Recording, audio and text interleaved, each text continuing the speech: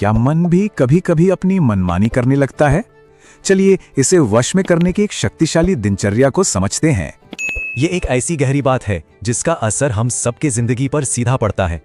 चिंता, गुस्सा, लालच, यही वो चीजें हैं जो आज सबसे बड़े दुख की वजह बन रही हैं। तो क्या मन को काबू में किया जा सकता है?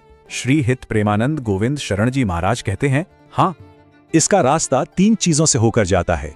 एक सही दिनचर्या, नियम और धर्म। मन को वश में करने का सिर्फ एक ही उपाय है, नियमों का सख्ती से पालन।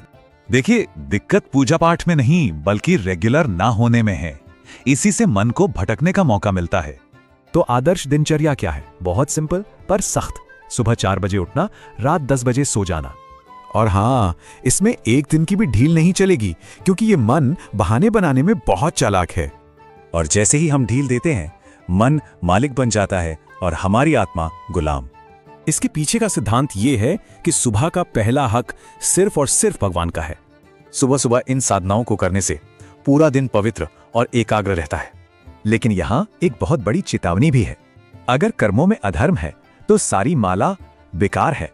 ये सारे काम ये भक्ति के सबसे बड़े दुश्मन हैं, जो सारी आध्यात्मिक तरक्की को खत्म कर देते हैं। मतलब अगर कोई अपनी नौकरी में रिश्वत लेता है तो वो सीधे सीधे भगवान को धोखा दे रहा है। और पता है, अधर्म से कमाया हुआ ये पैसा बुद्धि को भी भ्रष्ट कर देता है। ऐसे पैसे से घर में कलेश होता है, बच्चे गलत रास्ते पर जाते हैं और शांति पूरी तरह खत्म हो जाती है। इसीलिए धर्म के रास्ते पर चलने वाला भले ही कम कमाए, पर भगवान की नजर में जीत उसी की होती है। आज समाज में जो इतनी अशांति है, उसकी जड़ यही है, पैसे के लिए धर्म को छोड़ देना। याद रखिए, भगवान को किसी सबूत की जरूरत नहीं है, वो सब देख रहा है। क्योंकि अंत में पैसा, रुतबा सब यहीं रह जाएगा, साथ जाएगा तो सिर्फ कर्मों का हिसाब किताब। तो एक सफल जीवन का राज इन 3 चीजों में है: अनुशासित जीवन, धर्म वाले कर्म और ईश्वर स्मरण।